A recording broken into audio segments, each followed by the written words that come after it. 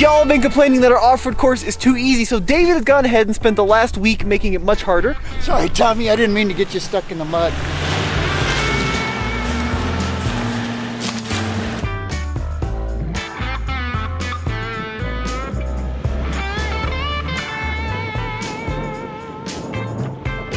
Check out how it just got caked in.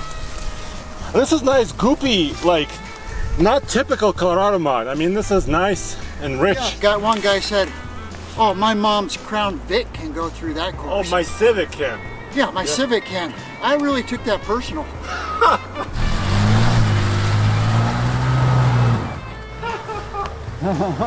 So David, this is quickly becoming a misadventure, I would say.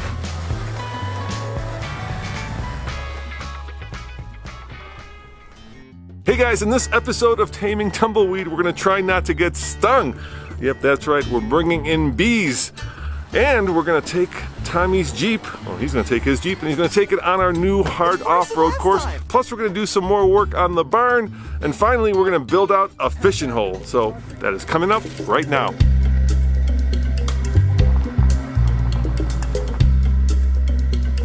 Okay, so that's a swarm of bees. Oh my goodness. Okay, just sitting in a tree. Where'd you get them from? This is from a friend of mine that lives in between Fort Collins and Windsor. Okay. She had another one the other day, and so I picked up the one the other day too. But see this one here? Look how blonde they are. Is that good or bad? They're just, and look at these are my normal ones. Okay. So it's like, you gotta put on sunglasses to catch those. So how do you get the swarm? Do you cut it down into one of those? Nope, we just throw them in a box. Okay. And then dump them in like a sack of beans into the hive body. So we have colonies from Denver to Wellington, and they're on private property and public property for that matter, I guess, now that I think about it, at locations all the way along the Front Range. And so we have people such as Roman who decided they would like to have some bees out here for whatever reasons they do. Some people want them for pollination, some people want them because they're good for the environment, or they want to try and help them, or both, or all three. We set them when the locations are acceptable for what we need. And so bees need space. They need a pretty non-toxic environment, so the minimal impact with pesticides. And then we need food, and food is flowers and trees. So we wanted them for honey. And you wanted them for honey. We want to do tumbleweed honey. There you go. That's right. So will we get some honey out of these bees? Well, we hope so. Yeah. Okay, so that will depend on what I just said. Flowers and trees. Okay, so flowers and trees both make nectar. Trees mostly pollen, but nectar is what honey is made out of. And if there's adequate flowers, there will be excess of honey. But the first round of honey goes to the bees. If we get some, the first year they have a lot of work to do from this stage. Yeah. So maybe not, okay? But if we have it, we're gonna pull probably August, September. Okay. If all goes well and the bees find water, how much honey can we get out of 4 hives? The state average at this point is 35 pounds per hive. How many hives are we going to get? Let's talk the technical numbers first. Okay, so you're going to get 4 colonies of bees. Okay. Today, you're going to get 3 splits and 1 swarm. Yeah, tell me what that means. Okay, so a split means we had an existing colony that was in a double deep set of boxes. So 2 of those stacked up. And they were busting at the seams. And so we took the old queen and 5 frames of bees and put them into a split. That will force the original colony to make a new queen. And so we leave them eggs to do that with. And they will make a new queen, and this one will start a new colony. So essentially, we created a swarm with the split. But it's a controlled swarm, so we don't have to climb up trees and worry whether we're actually going to get the swarm. Bees are defensive. Honeybees are defensive, not aggressive. So they have nothing to defend when they're in a swarm state. They have no babies, they have no house, they have no food. So they are gentle, but I will be the first to tell you that they are pretty intimidating to have 15,000 bees sitting in a big pile in your bush. Okay, people are scared of them, but there's no need to be. Do they give you a warning before they sting you? You were saying that they like to go for the face. Yeah, well, they tap you. And so once you start getting into their defensible space, they're trying to give you fair warning that you're there. And so they'll tap you in the forehead, and it gives you a clue that maybe you've gotten a little too close. They're more similar to cows than they are to dogs. Okay, enough, yeah. so they're managed just like any other livestock is. We don't move ours around for pollination. We have ours on permanent stands, but they're the biggest reason bees are here in this country is to pollinate crops. In particular, almonds are the largest pollination event in the world. And so you don't have a single almond if you don't have a honeybee. In fact, there's probably a lot of food we wouldn't have without honeybees. That's absolutely correct. Or bees of some sort. So How many times have you been stung? this year? Yeah. None yet. Yeah, really? All right, well, let's keep it. There you go, that's right. Yeah, no. You said that they have a territory, right? Yeah. How far do they roam, I guess? 2.5 miles. Oh, that's a So lot. That's 20,000 acres. Yeah, that's a lot. That's a lot.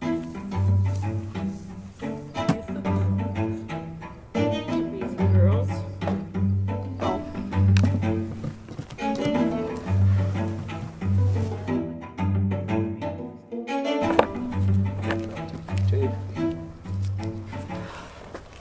They only fly during temps above 50, really.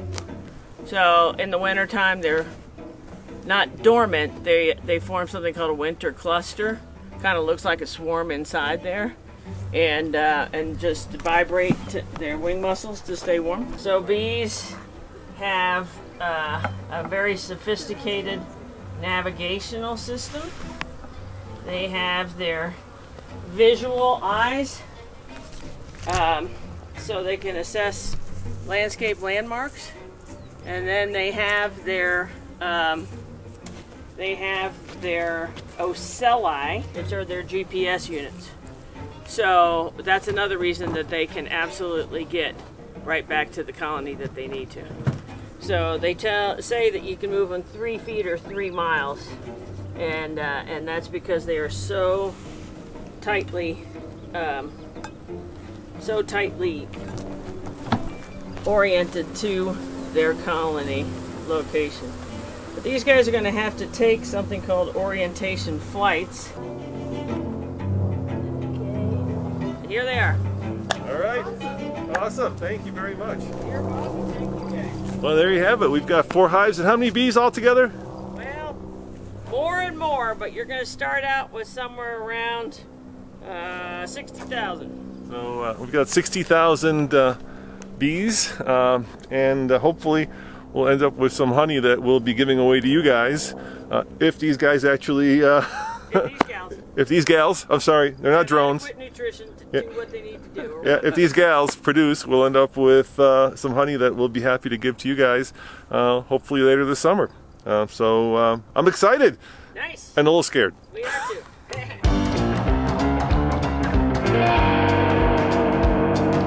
So David, I'm back with my red Jeep Wrangler, and it's a little bit of a redemption today.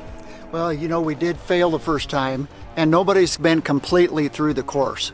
So the Jeep, since it's your Jeep and it's your course, I think you should be the first one to do all the obstacles successfully the first time. Well, I appreciate that, but it was David's hard work that made this course happen. But this is exciting because it's largely done now. As you mentioned, we've never seen a passenger vehicle actually attempt the course. No. The side-by-side did it, the Kawasaki Mule. Yeah. So I think we go get the Jeep, probably really stuck, but we gotta have a vehicle to do it the first time, so might as well make it the Wrangler. And, because we read your comments, we have a kinetic rope this time. We actually had it last time, but it was at the office, which is not very useful. I think there was more comments about us in the kinetic, not using a kinetic rope, than anything else. Absolutely. And just to kind of keep it level, I am making a proposition that when we do the pond course, we air everything down to 15 psi. Now, some people like to go lower, but if you've got a vehicle on like 20-inch wheels, it's not really going to be an option. If you have a vehicle on 15-inch wheels, of course, you can go lower, but just to keep it a baseline, we'll run 15 psi on the Wrangler and then tackle the obstacles. Now, this is, in case you are new to the channel, my Jeep Wrangler Willys Sport. It was a $33,000 MSRP vehicle, so no lockers. No. Limited slip though. Yep. Mud tires, but it's missing a lot of the options you'd find on a typical Wrangler because that is what I could afford at the time, which is the way to do it. And the gear ratio in the diffs? 345. 345. Yeah. Okay. Not great. So David, you put so much work into this course, and we have a number of obstacles, which you can check out in the previous video if you want like a thorough walkthrough of everything. But we asked you guys to come up with suggestions, and then we ran a poll, and obstacle 1 has officially been named. Have all of them been named? Only one, so we're going to release more polls throughout the coming weeks. So if you want to name obstacle 2, head over to TFL on Instagram, and then you can vote on your favorite names. And it's all because of your suggestions. So this one's Dirty Deeds. Dirty Deeds, that's the official name of it. It's this deep, gross, kind of gnarly bog. I was going to vote for Septic Tank. Oh, you should have voted. Anyway, you can do the next one. Okay. So we are in 4-wheel drive low. We are on the BFG KM2 mud terrain tires that this came with from the factory. This is a bone stock vehicle. We're just gonna enter and see how those tires grip in this muck. I do think this one has a pretty decent bottom. You even heard it kind of bottom out right there. Well, yeah, we ran out of clearance, but you think the bottom is pretty solid? Yeah, I think there's rock down in the bottom of it. So it looks good on camera, but I think most vehicles are gonna go through there. Although I went through there with my GMC the other day. Yep. And I collected enough dirt that it kind of made my tires go womp, womp, womp down the highway. And I do have to say, going through it at the end there, you got some wheel spin going on. Yeah, well, you bottom out. Yep, and you run out of clearance, so that really is a good test of clearance too, because if you don't have, I mean, this vehicle is somewhere near 10 inches, but even still, we hit the bottom. I mean, if you went in there with 7 or 8 inches, there's a good chance you just get stuck based on ground clearance. It could be tough on a low profile vehicle like a Subaru Outback or so something this is a rather new thing you've built, but we've got this super steep and sandy climb. It is. So let's go ahead and see how it does, and then we'll make our way to obstacle 2. You ran out of gas here. I did run out of gas because I had 1/8 of a tank, and I got it such an incline it just said, I don't have any more to give. Now the Jeep just walked right up that with no problem. No problem. That was actually quite impressive. So David, this Jeep made that sandy hill climb look like nothing. Yeah, and I think that vehicles that do or get challenged, we have several different spots right there that can even it out a little bit for them. Okay, yeah, because if we didn't have these big chunky tires, if we were just on even a light all-terrain, I think that we would have been in a bad place. Yeah. So next up, we got to go down David's Folly, and this is a really tight and steep switchback. And I think every vehicle we've taken through, we've had to do a 3-point turn. We have, even with the Bronco that has a, what do you call that? Trail turn assist? Yeah. I didn't quite do it right, so I didn't even make it with the Bronco.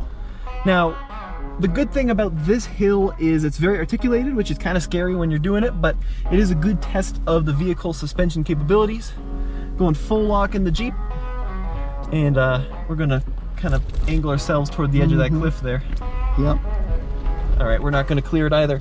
So this is a manual transmission, but I do have a hill hold assist, which is a good feature. Oh, you do? So I'm going to go push hard down on the brake, and then I can release the brake for a couple of seconds, and it will hold, so I have time to let my foot out the clutch. Well, that's cool. Yeah, so into reverse. Did you see that? It didn't slide forward.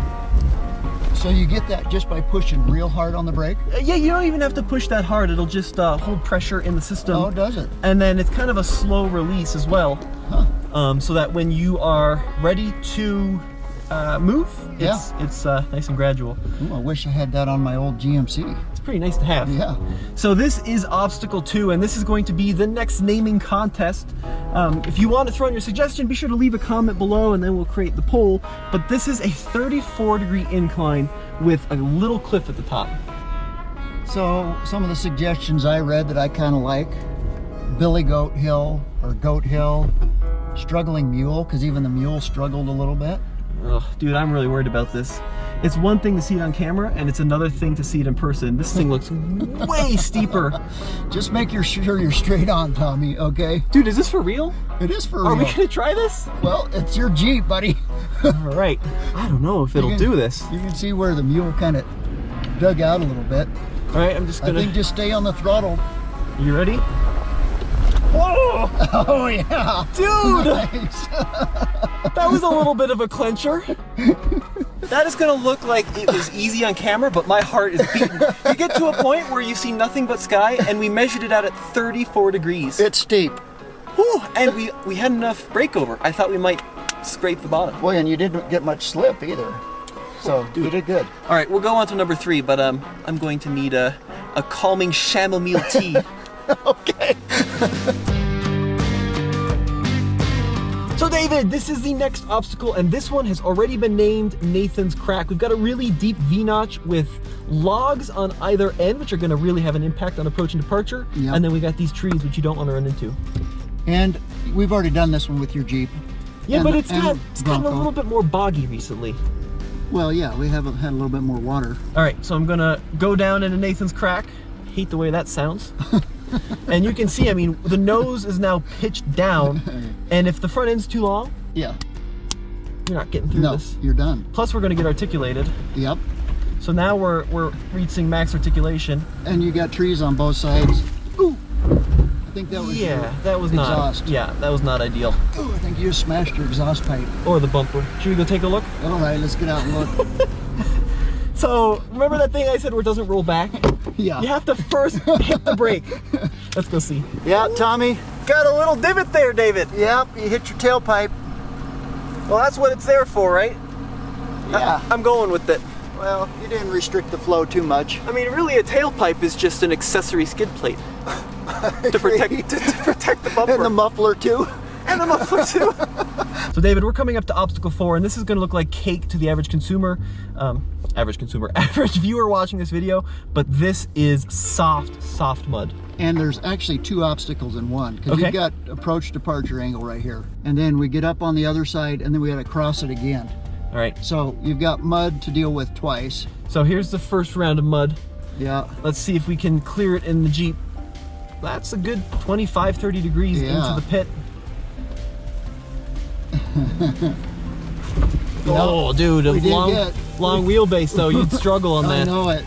All right, and this is off kilter, and it's turned into a bog. Yeah. So this is where you want a locker, right? I'd imagine. All Only the mules made it through here so far. right, And even the mule struggled. all right. So we're going, looking good. Just gonna take it nice and easy. I I'd don't give know. it some gas going up this thing. Yeah. There Good we job, go. Tommy. Look at that. Nice. So we did have to give it some beans to get through there, and we did get it completely articulated, almost a little tippy there, Yeah. but we no did locker. it. No locker. Yeah. Well, momentum helped you on that one. All right. So next up is my least favorite obstacle. Well, you've been there before.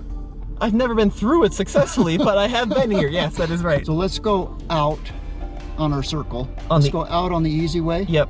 And then let's come back a second time and see if you can make it with a little more momentum. On the hard side. Yeah. Isn't that where I got stuck last time? Yeah. Oh, God. All right, let's do it. All right, David, so this is obstacle number 5. Once again, leave your suggestions below. What did you call this thing? Tommy's? I'd like to call it either Tommy's trouble, Tommy's trauma, Tommy's turmoil, All the above. all the above.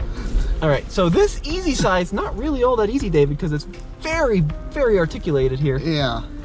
And then we've got a little Still mud. wet. Yeah, it's still wet. We got a little Yeah. mud coming out the easy side here. Okay. I'd give it some momentum coming We're up. gonna run into Alex if you give it too much momentum.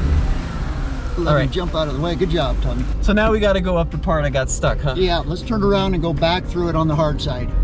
You're like, we didn't break your Jeep enough the first time. Let's bury it up to the bumper again. All right, I'm going to give you a suggestion. Okay. I want you to stay to the right a little bit. Okay. Okay? The left is steeper than the right. And then the other thing too is I'll try to take it with a little bit of oomph, but you can't really No. I mean, if you enter it too fast, you're just gonna dig the front end into the you'll hillside. bury the front end right into that bank. This is a hard obstacle. Are you scared?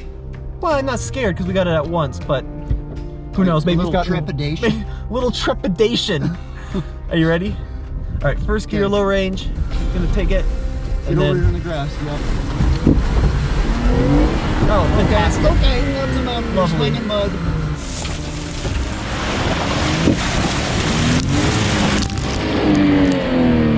Okay, we'll try taking it to the right. You're done, buddy. Go get yourself stuck. You're done. You're done. Why did I listen to you? Well, I mean, obviously, we don't know until we try it, right? Well, we knew the first time. We already tried it. You got mud all over me. Should not have listened. Someone's gonna be like, well, if you had taken it at 49 miles an hour. I'm just gonna, just, come on, please. I right, I think we're I done. think both front and back are actually beached. But should we deploy our secret weapon? Yeah. The thing everyone commented about? Yeah, I think we had more comments on what we didn't do Yeah. than what we did do. Yeah. And obviously a kinetic rope. Right. And I love Matt. And, Yeah. and Matt, you know, Matt's channel is awesome. Matt's Rescue and Recovery, 4x4 Rescue and Recovery. Why don't we just Yeah. call him? He could be here in 12 hours. Yeah, he'd be like, who's this nerd and where are you stuck? On How a far farm? away are you? In a field? Screw I'll you. be there in 13 hours. All right, David, let's get out of here. All right, you know, well, what are we going to use for recovery vehicle? Well, because everybody said that the kinetic ropes are so effective, Yeah. let's try using the mule with the kinetic rope. All right. Do you see this?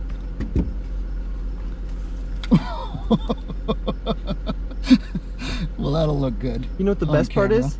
This thing, oh, it was rolling. Oh, thank It God. was rolling. Alex was Sweet. about to hate me.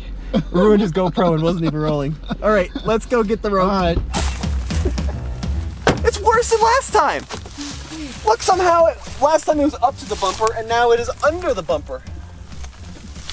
Dude, this thing is stuck now. You went right back in the same Oh hole. my goodness. So naturally, I put our newfangled recovery strap in the back of the Jeep, and the hill is so steep that I can now no longer open the tailgate. So now I gotta crawl through the inside with my muddy boots. This is when you regret buying the Heritage Tan cloth interior. Oh, now you're filming. I see how it is.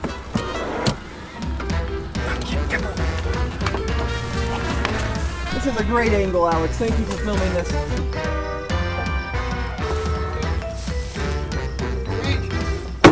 All right, so this isn't Matt's rope. It's not a Yankum. No, I think it's a It's a knockoff. generic version. It's generic.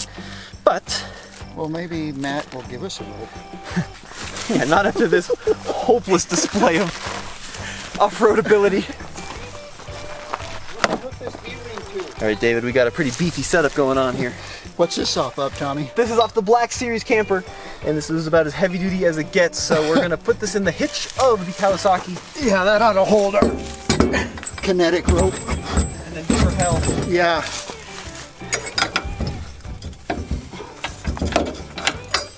£12,000, David. Well, I don't think your Jeep weighs that much. All right, so Tommy, here's the question. Yep. So, your Jeep weighs how much? 3,800. And the mule weighs how much? 1,500 maybe? What do you think? 1,400? It's right under 2,000. I think it's like 1,800. Is it? About 1,800 pounds? Think it's gonna be strong enough? It's not gonna bend that puppy? Oh, no. Okay. Oh, no. If it can pull a 7,000 pound trailer up, what, off-road courses, which is designed for, Should pull the Jeep. it ought to pull the Jeep. All right. But, so here's the thing. We don't have as much mass here, and we're going uphill. Yeah. So what's the odds of us getting the Jeep up? Well, folks in the comments say these kinetic ropes work wonders. Well, I have seen Matt pull out a motorhome out of the sand with his Jeep before. So that was quite impressive with his kinetic rope. All right. Matt, can we have one of your ropes, please? All right. Should we hit it? Let's try it. I don't have a rear view mirror to look, but here we go. We're good.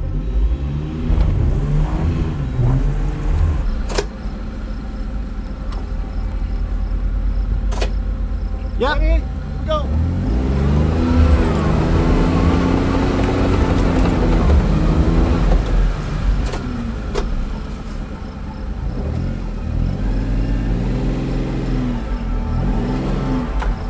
Give it hell, David. Did it move at all? A little bit. All right, I'm gonna hit it harder. Yep. Ready to go.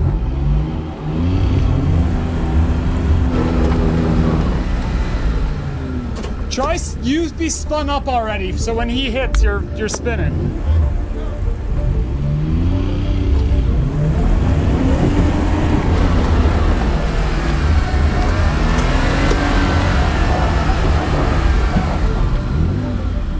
David, we're close. Don't lose what we got.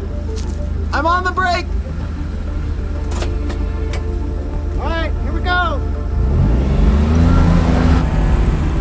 Hey!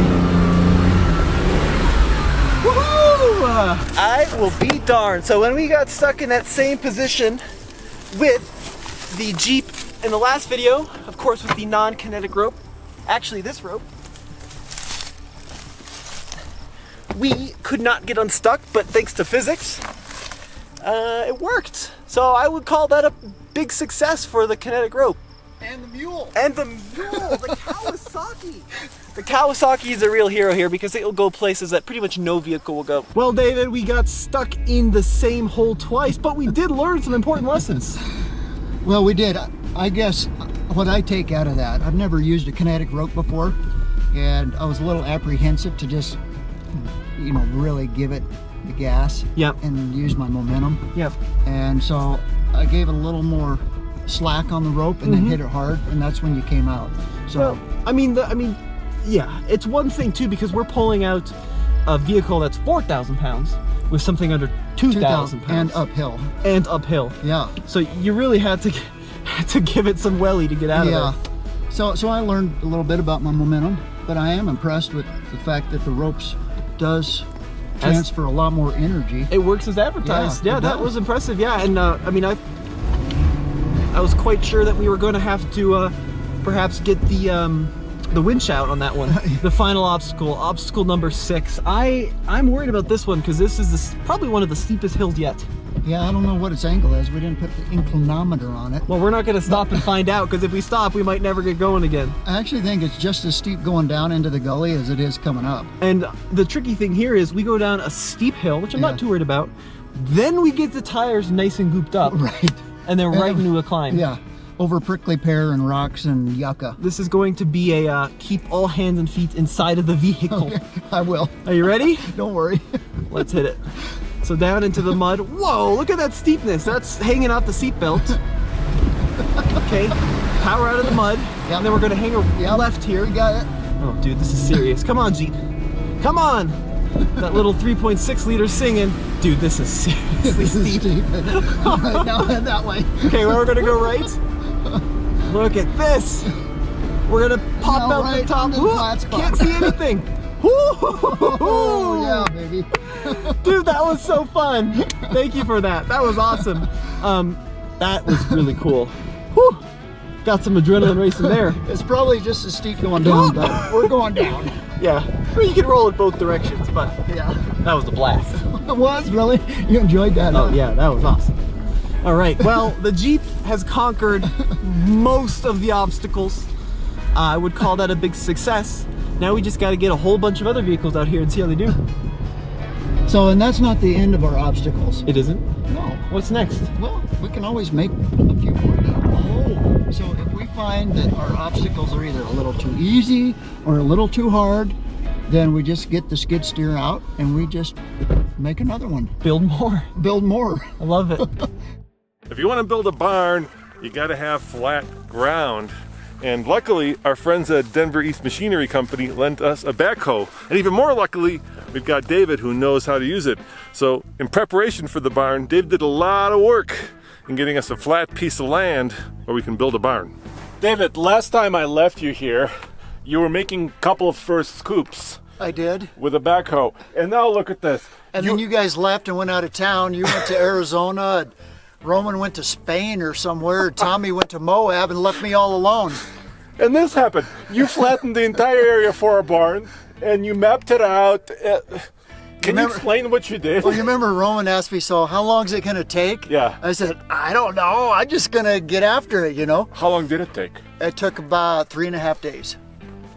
Not bad. It would have taken me probably a month. Well, you remember we dug holes right on this ridge? Yes. And we were thinking that the rock went at an angle. Yes. This is the angle, right here. So you found this angle. This is it. So you can see all the little pieces of rock, and so I just cut right at the same angle as the rock. So I'm assuming it just like keeps on going. Okay, I gotcha. At this angle, which is great because that means all this is on good soil. Just good dirt. And I think we can dig post holes for our pole barn. And then where did you know to level off? Well, I didn't decide right away where I Okay. wanted my level to be as far as this goes. I just started taking dirt from this side and putting it on that side, and then it kind of became evident. I knew how big a pad I needed to have, so I just kept cutting until my pad got bigger. Most of the building is going to be sitting on soil that was in its original location. Native. Native, okay? I learned that word, native soil. Exactly. Okay. Only about, a third of the barn. Okay. You can kind of see the level of the grass right here, and it goes pretty much right to the back end of the trailer. Okay. See, this kind of goes at this level. See Yeah. the grass sticking up right there? Yeah, the grass right here. That's the original location. So this corner right here is setting on fill, Okay. right? And this corner right here is on about 30 inches. So that's a good deal. You know why? Why? How deep's our hole got to be? Well, 4 feet. Right. But you got to reach native soil, correct? Yeah. Okay. So I only put 30 inches right here. So if we dig a 4-foot hole, we're going to be into the native soil by, a foot or better. Okay. When I put the soil on this right here, I laid it down and it was wet, and I'd lay it down in about 3-inch thicknesses. Okay. And then I would just go back and forth and back and forth. In the backhoe? In the backhoe. Well, it weighs 22,000 pounds. Right. Okay. And then I give me a full scoop of dirt in the front, and then I just go back and forth, and it packed down really nice. Where is the porch where we can sit and have iced tea? Beer. Is this Beer. it? Okay. Not iced tea. It's Dr. Pepper in the day and beer at night, right? Coffee in the morning. That's all we drink around here. Okay. So the porch is right here. Okay. So, and the man door. Oh, by the way, What? look what I found. What is it? This was I was loafing in the loafing shed, Yes. and I found all this twine. Really? Balin twine Yes. left over, and I marked it out.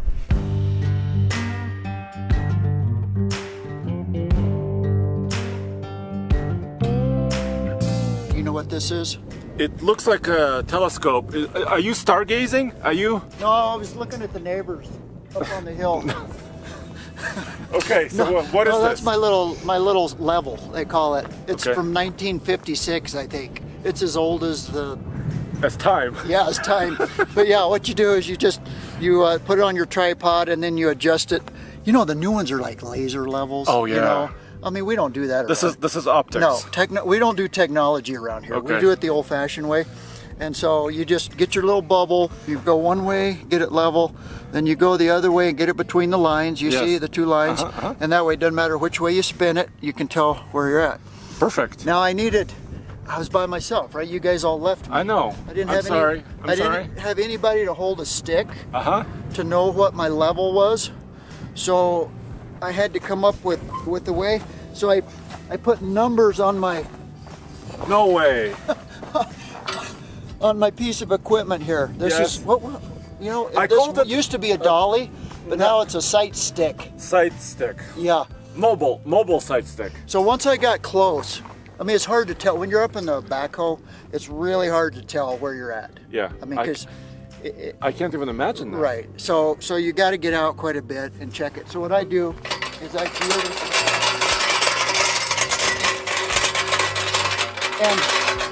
and the wind was blowing, so that's why I got my dolly, right? And then I face my numbers that way, Yes. and I come back over here, and I did this about 500 times My goodness. at least. And then I look and see it's right at 26 inches. So it's basically 26. It doesn't matter what it is. It just needs to be 26 everywhere, right? So then you would cut and fill, put the dolly, Yep. look, put the Yep. dolly, look. And if the number 500 times? somewhere like 500 times. If the number's lower, then I know I have to cut. If the number's higher, then I'm too deep, right? Okay. So I just would put it around, get out, check it, get back in, dig a little bit, get back out, check it, get back in, dig a little bit. Now I've seen, all those graders, Right. have those computers and Yeah. GPS and Yeah. stuff.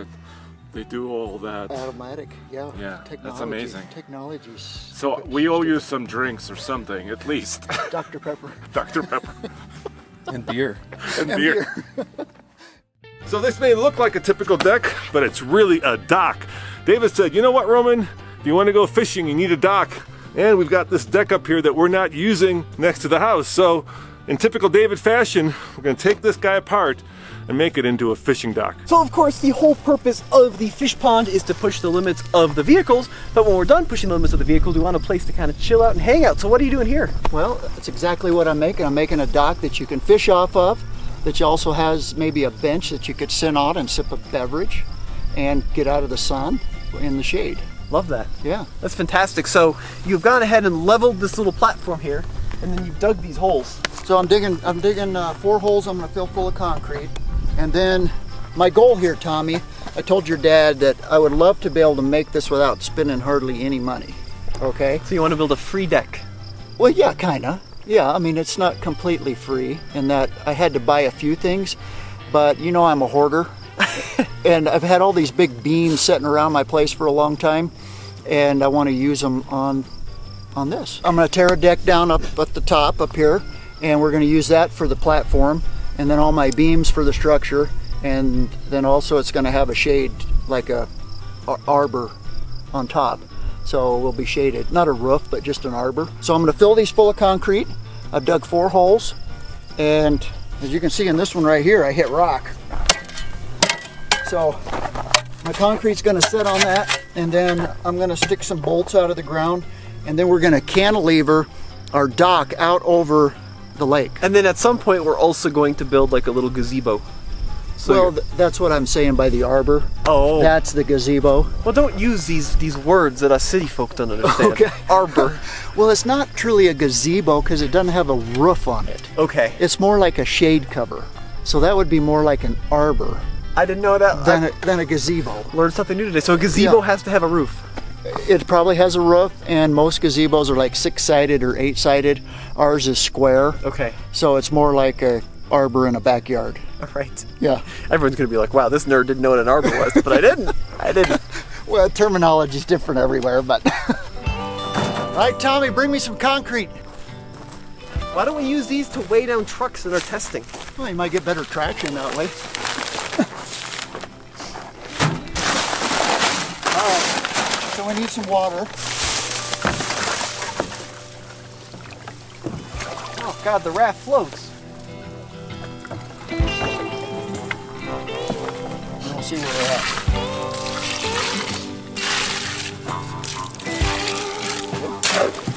And what do you want the consistency to be? Is it something soupy or? No, you don't want it soupy.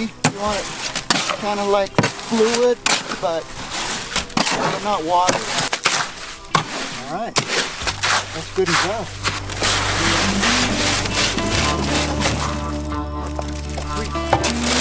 That's it. I was like, how much does an 80-pound bag of concrete weigh? About 70 pounds, probably.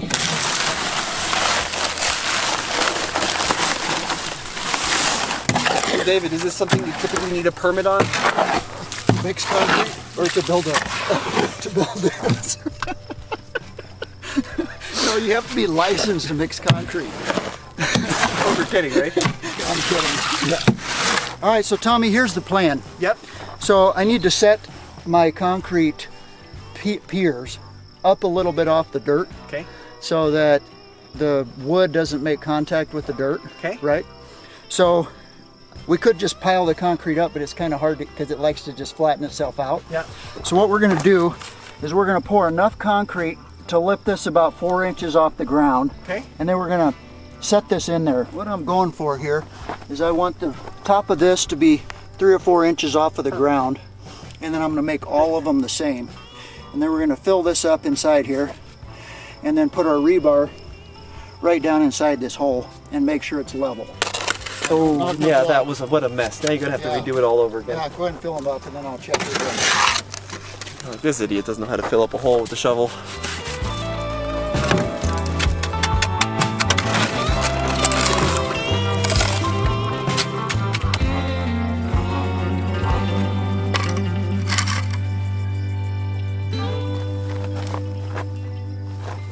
We call that a J right there.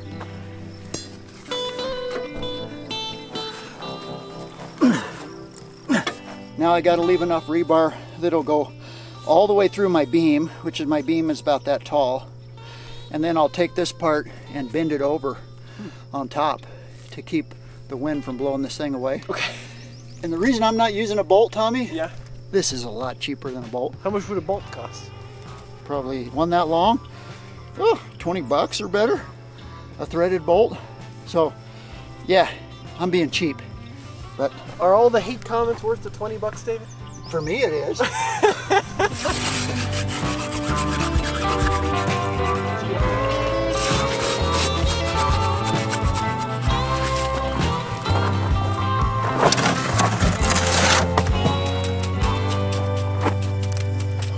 All right, so after this sets, before I put my beams in, I'm gonna put a piece of treated wood on top of this and then drill a hole in a piece of treated wood, slide my beam over the top that cantilevers out over the water, and then take this little tip and just smash it over in the beam. And that way it keeps the wind from blowing it away. Well, David, this was a really educational situation for me. I really appreciate you showing us how this is done, and I think it was a big success with the Jeep out on the course. Yeah, your Jeep did great. I mean, I'm glad we got it stuck again, but just to show that we do have one obstacle that's going to get everybody stuck. Yep. And we learned how to use a kinetic rope, which I'd never done before. And I think we have a lot of obstacles that'll get a lot of other vehicles very stuck as well, just not a Wrangler on mud terrains. That's true. Well, guys, let us know what you think. We'll be sure to update you if we get stung by bees or if the bees have, a positive impact on the land, and we will see you on the next video.